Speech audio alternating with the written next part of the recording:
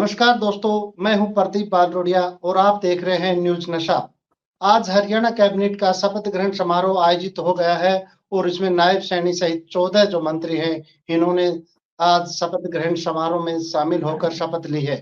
जिस तरह से कैबिनेट बनी है और किन किन लोगों को शामिल किया गया है, किन वर्गों को ध्यान में रखा गया है और किस क्षेत्र को कितना इसमें शामिल किया गया है, इन सभी मुद्दों को लेकर चर्चा करेंगे। आज चर्चा में हमारे साथ शामिल हैं वरिष्ठ पत्रकार केवी पंडित जी और वरिष्ठ पत्रकार प्रवीण शर्मा जी। सर, सबसे पहले मैं प्रवीण जी के पास में आना चाहूंगा। प्रवीण जी, जिस तरह से राव इंद्रजीत ने एक बात कही थी कि जो सत्ता का रास्ता है वो दक्षिणी हरियाणा से होकर जाता है, और दक्षिणी हरियाणा के अंदर जिस तरह से भारतीय जनता पार्टी को जो सीटें मिली हैं और लगातार यहाँ से 2014 की बात हो, 2019 की बात हो और 2024 की बात हो, यहाँ पर भारतीय जनता पार्टी को जिताया है। तो क्या लगता है कि जिस तरह से कैबिनेट के अंदर मंत्रियों को आज शपथ ली और जो जगह मिली है, क्या पूरा जो अहिरवाल को जो हक है वो मिल पाया? क्या कहेंगे इसको लेके? जी बिल्कुल, देखिए प्रदीप जी, ये चर्चा अब शुरू हो गई है कि अहिरवाल क्षेत्र से जो जिले आते हैं यहाँ से भाजपा को बम्पर जीत मिली है और इसमें जी, कहीं ना कहीं राव इंद्रजीत का, राव नरवीर का अहम रोल रहा है। बावजूद इसके जो है केवल 2 मंत्री बनाना कहीं ना कहीं ये सुगबुगाहट जरूर दिखाई देती है कि क्षेत्र को जो प्रतिनिधित्व है वो बहुत कम दिया गया है कि 2 ही मंत्री यहाँ से बनाए गए हैं। फरीदाबाद से जी, जरूर 2 मंत्री बनाए गए, लेकिन गुड़गांवा, महेंद्रगढ़, नारनौल अगर की बात की जाए तो यहाँ से केवल 2 मंत्रियों को प्रतिनिधित्व दिया गया है। इसके अलावा पलवल से एक मंत्री को बनाया गया है, उसके साथ जो फरीदाबाद से भी मंत्रिमंडल में एक व्यक्ति को जगह मिली है। तो ये कह सकते हैं कि यहाँ से 2 मंत्रियों से संतुष्ट लोग नजर नहीं आ रहे, जैसा कि अभी कुछ देर पहले भी चर्चा चल रही थी कि एक मंत्री जी, का पद जो है वो अहिरवाल क्षेत्र को मिलना चाहिए था ताकि बैलेंस यहाँ पर बन सके। तो अब ये तो देखिए सरकार की मंशा है, क्योंकि अभी विस्तार भी होना बाकी है, क्योंकि अभी तो केवल 14 मंत्रियों ने शपथ ली और मंत्रिमंडल का एक विस्तार होगा जरूर। तो तब देखना जी, होगा कि कितना प्रतिनिधित्व जो है वो मिल पाता है। जी, जी, जी। बिल्कुल। जिस तरह से केवी पंडित जी के पास जाना हूँ सर, जिस तरह से आज जो शपथ ग्रहण समारोह और जिस तरह से जो मंत्रियों ने जो क्रमवार जो शपथ ली है, तो क्या लगता है कि किन बातों का ध्यान में रखा गया है और किस तरह से जो पावर है वो यहाँ पर वितरित की जाएगी? देखो, पहली चीज कैबिनेट में ये ध्यान रखा गया है, अब इसमें पुराने और नए, अनुभवी जी, और युवा दोनों का बैलेंस कर कोशिश की गई है। जी, जी, क्योंकि इस बार की थे इनके 8 या 9 मंत्री चुनाव हार गए थे। जी, उल्लेखनीय, इस कैबिनेट में उल्लेखनीय जिसका नाम छोड़ा गया है वो है मूलचंद शर्मा, बल्लभगढ़ से जो जीते थे। जी, जी, उनका नाम इसमें नहीं है, जी, लेकिन कास्ट वाइज अगर देखें तो इसमें 2 जाट बनाए गए हैं। एक जी, तो महिपाल ढांडा, श्रुति चौधरी, 2 जाट, 2 जी, ब्राह्मण। ब्राह्मणों में एक तो अरविंद शर्मा और एक गौरव गौतम, जी, और आयरों में 2, राव नरवीर और आरती राव। 2 दलित में हैं, कृष्ण पवार और कृष्ण बेदी। जी, तो बाकी तो 14 ही मंत्री बन सकते थे, फुल कैबिनेट बना दी उन्होंने। जो नए जी, नियम है उसके अनुसार इससे ज्यादा बड़ी कैबिनेट हरियाणा में हो नहीं सकती। अभी 2 पोस्ट बकाया है, एक है स्पीकर, एक डिप्टी स्पीकर। उसमें जी, किसको एडजस्ट करना है ये अभी देखने की बात है। जी, लेकिन बात ये है, इस कैबिनेट में बैलेंस तो इसलिए हो सकता, 14 ही मंत्री बनने थे, लेकिन हरियाणा में 22 जिले हैं। जी, तो कई जिले तो अनरिप्रेजेंटेड हैं, जैसे रोहतक है, चर्चित था, सिरसा है, फतेहाबाद है, आपका रेवाड़ी है, दादरी, रेवाड़ी में से कोई नहीं मिला। तो ऐसे अनेक दादरी, जिले निकल आएंगे जब काउंट करोगे। तो उन जी, जिलों जी, को छोड़ दिया गया, उनको चेयरमैन बना के कंपनसेट कर सकते हैं। जी, और जैसे अहिरवाल में 2 राव नरवीर लिया गया और आरती राव को लिया गया, इसमें जी, एक ही कंपनसेशन दे सकते हैं, ये एक सुविधा दे सकते हैं। अकिन मंत्रियों को 2 प्रभावशाली महकमे दे दिए हैं, 2-2। जी, जी, तो वो मुझे लगता है वो करेंगे ये। दूसरा ये था कि राव शपथ ग्रहण समारोह, उससे पहले नेता चुने जाने में राव इंद्रजीत जी वहां थे, लेकिन वो चुप थे, बिल्कुल शांत थे। उससे ये लगता है, मुझे अंदाजा कह रहा हूँ, सच तो भाई फैसला पार्टी हाईकमान या प्राइम मिनिस्टर करेंगे। अब शायद राव साहब को फुल कैबिनेट देकर इस इलाके में संतुलन कायम करने का प्रयास किया जाए। अब क्या होगा वो तो समय बताएगा, हम तो आकलन नहीं कर सकते, अंदाजा ही लगा सकते हैं। ये जो जिस तरह शांत थे वो, उनमें सबसे वोकल था अनिल विज। अनिल विज को बना दिया, उसको महकमे क्या चाहिएंगे, सीनियर आदमी है, 7 बार का एमएलए है, उसको कितना महत्व देते हैं ये तो पार्टी जाने। अच्छे महकमे नहीं दिए तो नाराजगी रहेगी, नंबर 1।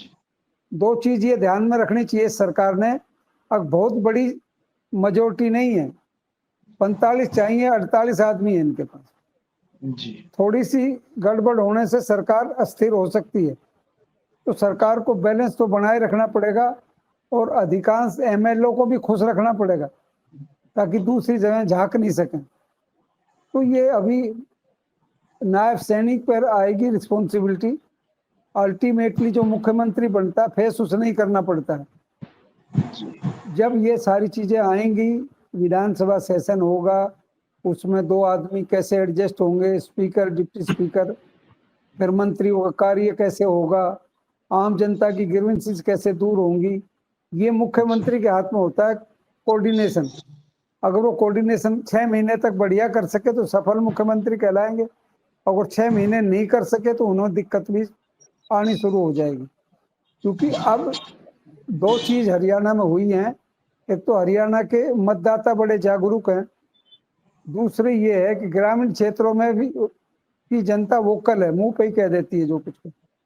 तो वो जो फेस करना पड़ा है, जैसे इस बार दुष्यंत चौटाला के आदमियों को घुमाया गया, जो इनके विधायक के उम्मीदवार थे यानी एमएलए के जो उम्मीदवार थे, उनको उन गलियों में घुमाया गया जिसमें पानी में जाके देखा होगा आपने, ये सोशल मीडिया पे आई थी। तो अब जनता जागरूक है, काम नहीं करेंगे तो पूछा जाएगा उनसे क्या किया, हाउस में उनकी परफॉर्मेंस क्या, ये भी ध्यान रखते हैं। तो अब ये देखने की बात है, पार्टी ने जिस तरह भी जो भी बहुमत मिला उस पर आदमी की शिकायतें हो सकती हैं, लेकिन अब बहुमत मिल गया, सरकार विधिवत गठित होगी, कैबिनेट भी फुल्ली कैबिनेट होगी। अब वो काम कैसे होता है 1-2 महीने में इनका अंदाजा हो पाएगा, ये देखने की बात। जी बिल्कुल। परवीन जी, जिस तरह से 2014 और 2019 की बात करें तो उस समय हरिद्वार में ज्यादा मंत्री बनाए गए थे, परंतु जब टिकट वितरण थी तो राव इंद्रजीत अपने जो समर्थक हैं उनके लिए लड़ाई लड़ रहे थे और उन्हें टिकट भी दिलाने में कामयाब रहे। परंतु जब मंत्रिमंडल में स्थान की बात आई तो सिर्फ अपने बेटी को ही एक मंत्री पद दिलाकर शांत हो गए। तो इसको लेकर भी लोगों में चर्चा है, क्या कहेंगे इसको लेकर? तो बिल्कुल देखिए, जो जिनको टिकट राव साहब ने दिलाया था वो जीत करके आए हैं, अच्छी वोटों से जीत कर आए हैं। चाहा उनकी जरूर थी कि मंत्री पद मिले, जैसे महेंद्रगढ़ से जो कंवर सिंह यादव जीते हैं उनकी चाह थी कि वो मंत्री बने। इस तरह चाह तो सबकी होती है, लेकिन वो पंडित जी वाली बात है कि स्थान 14 ही है और जिले 22 है, तो 14 को ही मंत्रिमंडल में शामिल किया जा सकता था। हाँ, कुछ लोगों को, क्योंकि अभी बोर्ड और निगम के चेयरमैन बनने बाकी हैं, तो 10-12 तो मुझे लगता है कि वहां भी एडजस्ट हो ही जाएंगे और सबको लगभग प्रतिनिधित्व मिल ही जाएगा। तो ये अभी नायब सिंह सैनी का निर्णय होगा कि किन किन को वो शामिल करते हैं। लेकिन ये भी बात सही है कि जो 2 मंत्री दिए गए हैं उसमें दोनों को पावरफुल मंत्रालय मिलने की पूरी संभावना है, क्योंकि राव नरबीर सीधा हाईकमान में दखल रखते हैं। और ये तय है कि जिस तरह से बताया जा रहा था कि भाई अमित शाह ने उनको ये कहा था कि तुम इनको जिता के भेजो, मैं इनको बड़ा आदमी मैं बना दूंगा। तो ये साफ तौर पर तय दिखाई दे रहा है कि राव नरबीर सिंह को कोई भारी भरकम मंत्रालय सरकार की तरफ से जरूर मिलेगा। और जो राव साहब की जहां तक बात है, राव इंद्रजीत की बेटी आरती की, तो उनको भी कोई अच्छा मंत्रालय मिल सकता है ताकि उस पर भी कोई सवाल ना उठाए जा सके कि सिर्फ एक ही मंत्री वहां से दिया है। तो ये अभी तय करना है। मुख्यमंत्री नायब सिंह सैनी है और बहुत सुलझे हुए व्यक्तित्व के वो स्वामी हैं, तो अब देखना होगा कि वो किस तरह से इस मसले को सुलझाते हैं कि वे जिस तरह के शुरू में मुख्यमंत्री को लेके जब सुर निकलने लगे थे, तो अमित शाह को यहाँ पर पर्यवेक्षक बना के भेजा गया था। उससे साफ था कि अमित शाह के यहाँ होने का मतलब है कि कोई सवाल नहीं, कोई जवाब नहीं, जो निर्णय हाईकमान ने ले लिया वो सबको स्वीकार्य है। तो ऐसा ही कुछ अब जब विभाग बटेंगे और जब चेयरमैन पदों की नियुक्ति होगी, तो उस समय भी कुछ ऐसी होने की संभावना दिखाई देती है। हमें लगता है कि जो इस एरिया का प्रतिनिधित्व है, वो बोर्ड और निगम के जो चेयरमैन बनाए जाएंगे, उनसे कहीं ना कहीं ये पूरा होता नजर आएगा। क्योंकि अगर मैं यहीं गुड़गांव विधानसभा की बात करूं तो मुकेश शर्मा भाजपा के जितने विधायक है सबसे ज्यादा वोट लेकर के वो यहाँ से विजयी हुए हैं। तो बड़ी उम्मीद के साथ लोग देख रहे थे कि शायद गुड़गांव को इस बार प्रतिनिधित्व मिलेगा, क्योंकि उमेश अग्रवाल जब यहाँ थे तब भी गुड़गांव में कोई मंत्री नहीं था गुड़गांव विधानसभा से। उससे पहले उसके बाद सुधीर सिंगला रहे तब भी मंत्री पद उनको नहीं मिल पाया था। तो पिछले अगर कहेंगे 15 सालों से मंत्री पद से वंचित है गुड़गांव विधानसभा थी। तो इस बार उम्मीद की जा रही थी कि जिस बम्पर वोटों से जिताया है जनता ने भाजपा के प्रत्याशी को, के तो उन्हें उम्मीद थी कि इनको भी कुछ ना कुछ एडजस्ट किया जाएगा। लेकिन अब देखना होगा कि कहीं बोर्ड में या निगम में ये एडजस्ट होते हैं या क्योंकि मंत्रिमंडल तो जैसा कि पंडित जी बता रहे थे कि पूर्ण हो चुका है, वहां तो अब स्थान मिलना मुश्किल है। बाकी देखते हैं। सर, इस मंत्रिमंडल में जो देखने में आया कि सबसे ज्यादा फायदा किरण चौधरी को, क्योंकि किरण चौधरी ने जिस तरह से कांग्रेस पार्टी छोड़ी, उसके बाद में राज्यसभा में भेज दिया और आज उनकी बेटी को मंत्री बना दिया गया। तो क्या लगता है कि उन्हें कांग्रेस छोड़ने का इनाम मिला है ये? बिल्कुल देखिए, देखो राजनीति में कोई नियम कायदे नहीं होते, सूटेबिलिटी होती है। जी जी। किरण चौधरी बंसीलाल परिवार से संबंधित थी और बीजेपी की जो लोकसभा चुनाव में हार हुई उसमें जाट बिरादरी इसके ठोक के खिलाफ बीजेपी की लगती थी। तो उसने बंसीलाल परिवार को रिप्रेजेंट करने के लिए पहले राज्यसभा में लिया, फिर श्रुति को विधानसभा का तोसाम से टिकट दिया और अब उसको मंत्री बनाया। तो ये बंसीलाल की जो बैकग्राउंड थी उसी को ध्यान में रख के ये सारा दिया गया है। अब ये श्रुति और किरण पर निर्भर है, अब वो जाटों को कितना प्रभावित कर सके और नहीं कर सके। तो राजनीति में बहुत वेट नहीं करते हैं, बदल देते हैं। पिछली बार जब सत्ता का बैलेंस दुष्यंत चौटाला के हाथ में था, उनको 10 सीट दी, सबसे महत्वपूर्ण महकमे दिए और सारे महकमे उन्होंने पूरी तरह रखे। उन्होंने अपने मंत्रियों में भी उन महकमों को नहीं बांटा। उनको लगता था सारा लाभ वही लेंगे और रिजल्ट ये निकला उस लाभ का कि इतनी बदनामी हुई। अब दुष्यंत की को जमानत जब्त हो गई और पार्टी के सारे आदमी जमानत की लड़ाई लड़ते दिखे। तो राजनीति में कोई वेट नहीं करता है, काम करने वाले की पूछ होती है। अहिरवाल में ये मुद्दा था इस बार, अहिरवाल में काम विकास नहीं हुआ, चीफ मिनिस्टर कोई भी रहा हो, अहिरवाल की उपेक्षा हुई, ये मुद्दा था। इसी मुद्दे पे वोट दिया गया। अहिरवाल ने आंख मीच के उनको 11 में से 10 सीट दे दी। नांगल चौधरी को छोड़ दो, वहां से मंजू चौधरी जीती। तो अब ये काम नहीं करेंगे तो ये जो नहीं करने वाले नेता हैं वो भी नंगे हो जाएंगे। मेरा ये मानना है काम करना ही पड़ेगा, अहिरवाल का विकास करना ही पड़ेगा। उन पे महकमे क्या मिलते हैं वो तो समय बताए, लेकिन दोनों उत्तरदायी होंगे। अहिरवाल का दावा जब ही करेंगे जब काम होगा। तो मेरी ये अपेक्षा है, अग्राव इंद्रजीत पॉलिटिकल फैमिली है, सबसे कदावर नेता है, वो इस इलाके का तरक्की का रास्ता शुरुआत कराएंगे और जो महत्वपूर्ण समस्याएं हैं उनका हल निकालेंगे। जो लोग आम चौक पर सोचते हैं पानी की, सड़क की और कोई समस्या जो भी है, तो वो सारा प्रोग्राम अब इन्होंने करना पड़ेगा और नहीं करना पड़ेगा तो ये मान के चलिएगा कि ये चुनाव उनके लिए चुनौतीपूर्ण है। ये विजय जो बड़ी विजय मिली है, 10 सीटें मिली हैं 11 में से, ये उनके सिर पर भार भी है पूरा। अब उन्होंने काम करना पड़ेगा और काम नहीं करेंगे तो उनको उसका परिणाम भी भुगतने के लिए तैयार रहना चाहिए। तो मैं समझता हूँ राव इंद्रजीत जिम्मेवार आदमी हैं, सबसे कद्दावर नेता हैं और इलाके की समस्याओं से वाकिफ हैं। और इस समय उनको अटेली में जितना काम करना पड़ा, कई दिन रुकना पड़ा, ये इस बात का संकेत था। काम तो लोगों नाम था उनका इसलिए वो सफल रहे, लेकिन अगली बार काम को भी याद रखेंगे तो मुझे लगता है उन्हें काम करना चाहिए। ये मेरी उनसे सलाह है, काम करें और अपनी जगह जनता में बनाएं। जी जी बिल्कुल। प्रवीण जी, जिस तरह से नायब सैनी की तरफ से पहले एक वादा किया गया था कि 2024 जो युवा हैं उन्हें शपथ से पहले ज्वाइनिंग लेटर दे देंगे और जो रिजल्ट है उसे आउट कर देंगे। आज सुबह भी उन्होंने एक बयान दिया कि आज रिजल्ट आउट कर देंगे। तो क्या लगता है कि ये हो पाएगा, कब तक हो पाएगा? जी बिल्कुल, देखिए कल भी जब विधायक दल की बैठक चल रही थी उस दौरान भी नायब सिंह सैनी ने साफ तौर पर कहा था कि शपथ लेते ही 24,000 युवाओं को रिजल्ट निकाल देंगे और उनको नियुक्ति का प्रमाण दे देंगे। और साथ ही ये हिदायत भी दी गई थी अधिकारियों को कि उनकी ज्वाइनिंग के बीच में कोई ज्यादा वेरिफिकेशन का डॉक्यूमेंट वेरिफिकेशन का झंझट ना रखा जाए। उनको ज्वाइन कराने के बाद वो बाकी की फॉर्मेलिटीज पूरी की जाए। लेकिन फिलहाल तक अभी ऐसी कोई सूचना आई नहीं है कि इस तरह का रिजल्ट आया। लेकिन उम्मीद यही की जा रही है कि इस बात पर तो नायब सिंह सैनी बिल्कुल खरे उतरेंगे और ये रिजल्ट हो सकता है कि आज देर शाम तक घोषित कर दिया जाए या कल सुबह ये नियुक्ति का कार्य शुरू हो जाए। ऐसी उम्मीद की जा रही है। बहुत से युवा इस इंतजार में है कि उनका जो है नंबर सरकारी नौकरी में आ जाएगा। तो क्योंकि ये इसी जो खर्ची पर्ची का प्रदीप जी जो था ना नारा, उसी के ऊपर भारतीय जनता पार्टी को इतना बहुमत मिला है कि युवा वोटर जो है अच्छे से अट्रैक्ट हुआ है। और अब पार्टी को भी चाहिए कि उस पर खरा उतरे। तो उम्मीद यही की जा रही है कि जल्दी ये रिजल्ट आने वाला है। जी बिल्कुल। पंडित जी, जिस तरह से अभी आज शपथ हो गई तो कब तक ये पिक्चर क्लियर हो जाएगी कि किस मंत्री को कौन सा डिपार्टमेंट दिया जाएगा?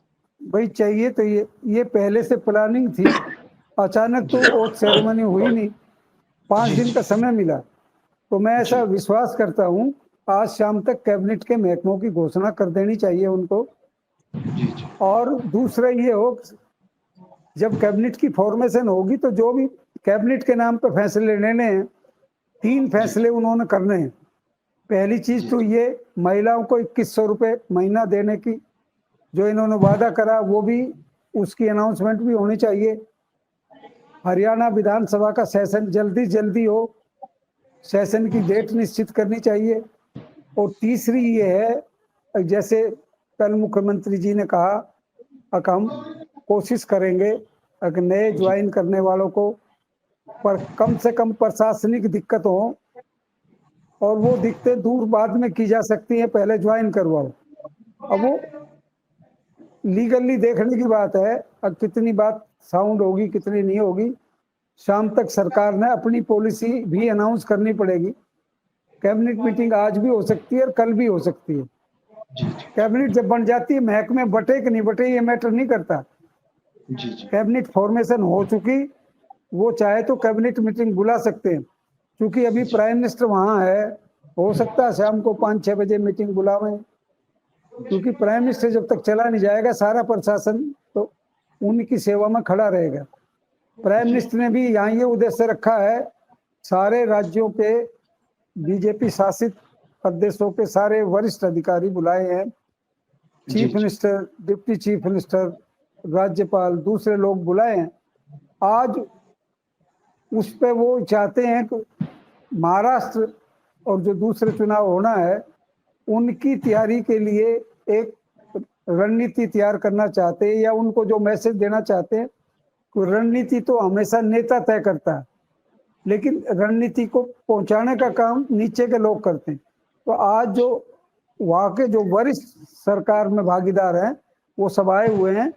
तो प्राइम मिनिस्टर उनको क्या मैसेज देते हैं और वो कैसे काम करेंगे, जब प्राइम मिनिस्टर यहाँ से चले जाएंगे, अराउंड मेरा अंदाजा ये है 5 बजे के लगभग उनको चले जाना चाहिए सबसे मिलके।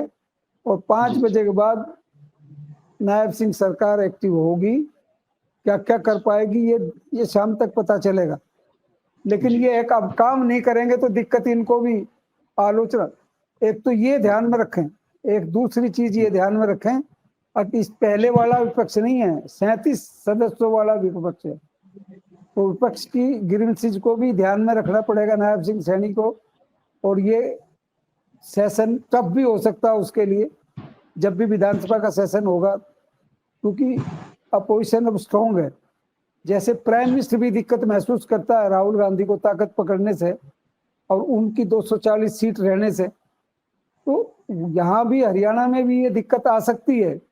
और मुख्यमंत्री को काम रेडीमेड भी रहना पड़ेगा, काम भी करना पड़ेगा, वादे भी याद, अपोजिशन वादों को याद दिलाएगी, किस्सों का क्या हुआ, नौकरियों का क्या हुआ, नौकरियों को कोर्ट में चैलेंज हो गया तो क्या हुआ। क्योंकि आपको ध्यान होगा ये चैलेंज जब मनोहर लाल खट्टर सरकार थी उसमें हर चीज में या तो पेपर लीक हो गया और लीक नहीं हुआ तो उसके कोर्ट हो गया, कोर्ट में लटके हुए मामले, उन सब का भी ध्यान रखना पड़ेगा। और अब बहाने नहीं चलेंगे। युवा बहुत ही जोश में है और बहुत ही नौकरी के लिए तड़प रहा है। अगर उसको अब भी रास्ते नहीं खुलेंगे तो इनको दिक्कत उठानी पड़ेगी, ऐसा मेरा मानना है। जी जी बिल्कुल। तो सर जिस तरह से आज का जो कार्यक्रम था इसको कह सकते हैं कि जिस तरह से 18 सीएम यहाँ पर आए थे और एक साथ ही कैबिनेट के जो केंद्रीय मंत्री हैं, चाहे नितिन गडकरी हो, अमित शाह हो, राजनाथ जी हो या और भी बहुत से सांसद यहाँ पर पहुंचे, तो कह सकते हैं कि ये एनडीए का एक शक्ति परीक्षण था। हाँ कह सकते हैं बिल्कुल। प्राइम मिनिस्टर ने उनके लिए अलग से मीटिंग होती है, ललित होटल में रखी है वो पंचकुला के, उनसे मैसेज करना था, मेरे ख्याल में कर दिया भी हो जी, क्योंकि लंच के बाद सभी को वहां बुलाया गया था। जी जी। और सब की रवानगी की समय 4:30 से लेकर 6 बजे तक है, क्योंकि सब अपने साधनों से हवाई जहाज से आए थे, वो उससे चले जाएंगे। तो अब काम तो करना पड़ेगा, ये मान के चलिएगा। जी जी जी बिल्कुल। जिस तरह से आज के इस कार्यक्रम में हमने चर्चा की कि हरियाणा की जो नई सरकार है, नायब सैनी की सरकार, इसकी कैबिनेट की जो आज शपथ ग्रहण हुआ और जिस तरह से इसमें नए-नए जो चेहरे उनको शामिल किया गया और हर वर्ग के जो लोग हैं उन्हें शामिल करने की कोशिश जो की गई है, परंतु कुछ एक जो क्षेत्र हैं वो इसमें अछूते रह गए और उन्हें हिस्सा नहीं मिल पाया। और इसको लेकर जो इंडियन न्यूज़ नशा की जो टीम है उसकी तरफ से नायब सरकार को बधाई और उनके पूरे कैबिनेट को, और उनसे यही उम्मीद करते हैं कि वे हरियाणा के विकास के लिए नई-नई योजनाएँ लाएँगे और इसी तरह से हम लगातार हरियाणा सरकार से जुड़े हुए मुद्दे, लोगों के मुद्दे उनको उठाते रहेंगे और उन पर चर्चा जारी रखेंगे। तब तक के लिए नमस्कार और हमारे साथ जुड़े केवी पंडित जी और परवीन शर्मा जी का बहुत-बहुत धन्यवाद।